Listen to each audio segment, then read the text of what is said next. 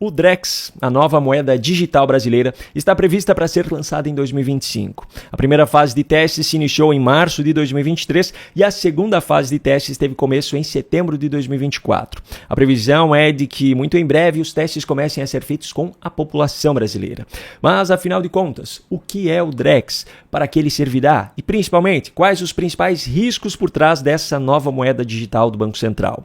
Nesse vídeo eu vou explicar tudo isso para você, começando pela definição do próprio Banco Central. Segundo o BC, o Drex é o real, a mesma moeda que nós utilizamos no nosso dia a dia aqui no Brasil, só que em formato digital. Ele tem o mesmo valor e a mesma aceitação do real tradicional, é regulado pelo Banco Central e emitido somente na sua própria plataforma, e tem as mesmas garantias e segurança do real tradicional. Ainda segundo o Banco Central, para ter acesso à plataforma Drex, o cidadão precisará de um intermediário financeiro autorizado, como um banco, por exemplo. Esse intermediário vai fazer a transferência do dinheiro depositado em conta para a carteira digital do Drex desse respectivo cidadão, para que ele possa então realizar transações com ativos digitais com total segurança.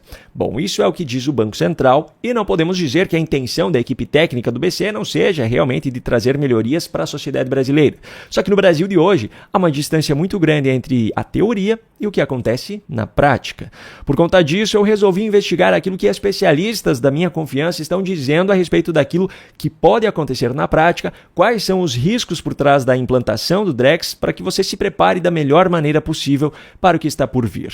Vamos lá, a primeira coisa que você precisa ter claro em mente é: o Drex não é uma criptomoeda tradicional como o Bitcoin, por exemplo. O Drex é uma moeda emitida por um banco central. Segundo ponto importante: quanto mais eletrônico é o dinheiro, mais possibilidade de monitoramento há sobre ele. Tanto que movimentações ilegais, dinheiro do crime organizado, corrupção, lavagem de dinheiro, tudo isso geralmente é feito com dinheiro físico, que é a forma mais difícil, e em muitos casos até impossível, de rastrear a sua origem e o seu destino.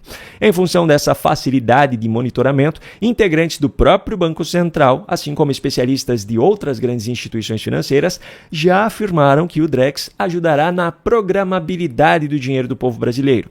Além de permitir o agendamento de pagamentos de contas, que já são recursos existentes em muitos bancos hoje, o Drex possibilitaria, por exemplo, garantir que o valor recebido de um programa social, como Bolsa Família, só pudesse ser usado em determinado tipo de estabelecimento ou para determinados tipos de produtos.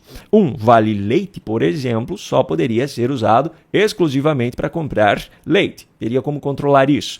Só que aqui entra mais um ponto muito importante. Esse fato contradiz totalmente a argumentação da Advocacia Geral da União no recurso contra a decisão do Supremo que havia obrigado o governo Lula a adotar medidas para impedir o uso do dinheiro do Bolsa Família em apostas online. Na ocasião, a AGU alegou que o governo não tem recursos técnicos para fazer esse controle. Ou seja, não tem como impedir que o cidadão use o dinheiro que recebeu do Bolsa Família para despesas não essenciais, por assim dizer. A AGU também alegou que, depois de repassado ao beneficiário, o dinheiro passa a ser de propriedade dele. Ou seja, a partir do momento em que recebeu o benefício, o cidadão pode fazer o que quiser com ele. Pois é, o Drex resolveria completamente essa questão e poderia ser implementado já em 2025, sendo testado justamente com beneficiários do Bolsa Família. Por que não? Só que aí entra a seguinte questão: o governo Lula quer impedir que beneficiários de programas sociais torrem o seu dinheiro em apostas online e continuem dependentes do Estado? Me parece que não. Bom, ainda sobre essa programabilidade, por mais que ela traga consigo algumas vantagens, há uma contrapartida. E essa contrapartida é muito grave. Ela pode ser usada para controlar absolutamente tudo que o cidadão brasileiro faz. Por exemplo, assim como seria possível impedir que o dinheiro de um programa social fosse usado em plataformas de apostas online, seria possível impedir que o cidadão compre criptomoedas. E nesse caso, eu não estou falando de beneficiários de programas sociais do governo, eu estou falando do cidadão brasileiro de maneira geral.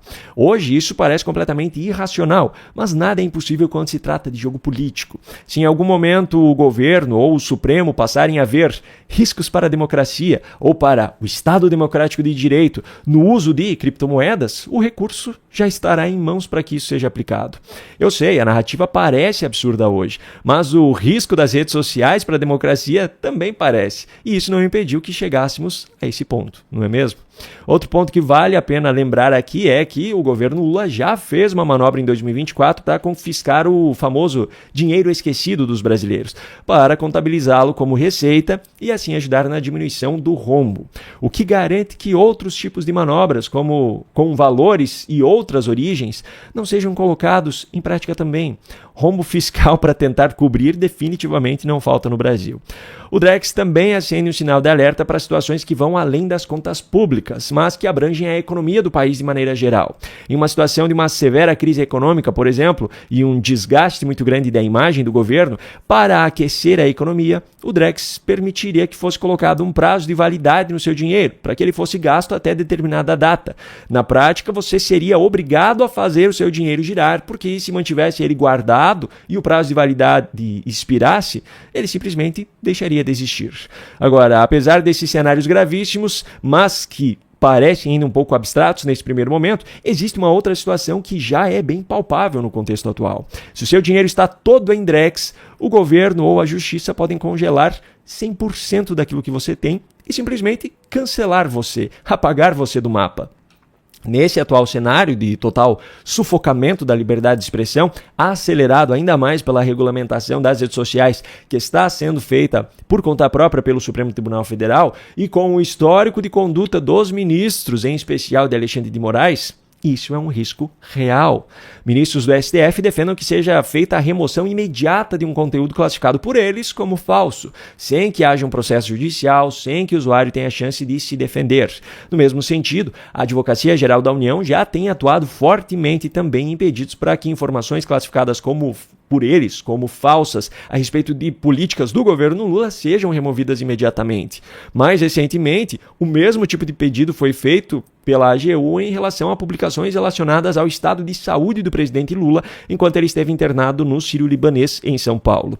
Ou seja, você pode perder tudo por simplesmente manifestar a sua opinião em redes sociais ou por publicar ou compartilhar informações classificadas por falsas por aqueles que se auto-intitularam como os donos da verdade. Bom, nesse primeiro momento, o Drex será opcional, mas muito provavelmente se tornará obrigatório com o tempo. Só que mesmo sendo opcional, há maneiras de obrigar o cidadão a fazer uso dele, como, por exemplo, restringindo alguns serviços apenas a esse tipo de transação. Benefícios de programas sociais poderiam passar a ser pagos apenas através do Drex. Bancos estatais poderiam criar restrições para determinados pagamentos. Enfim, as possibilidades são inúmeras. Ao meu ver, o grande perigo em toda essa situação está em um cenário de possível extinção do dinheiro físico, ou seja, o real em papel já não seria mais aceito, pois isso acabaria com qualquer possibilidade de privacidade do cidadão brasileiro. E a conclusão sobre todo esse raciocínio é muito simples. Toda inovação, toda nova tecnologia pode ser usada para o bem, pode trazer benefícios, mas também pode ser usada para o mal se estiver nas mãos das pessoas erradas. O avião surgiu lá atrás para permitir que pessoas chegassem a lugares onde até então não era possível chegar, para permitir que pessoas fizessem em algumas horas viagens que demoravam meses até então. Mas o mesmo avião que trouxe tantos benefícios foi usado como arma de guerra para destruir cidades e tirar vidas. É usado até hoje. Da mesma forma, uma moeda digital traz consigo muitas possibilidades e facilidades para o cidadão, mas nas mãos erradas possibilita um controle maior do que já houve em qualquer ditadura da história. Um grande abraço e até a próxima.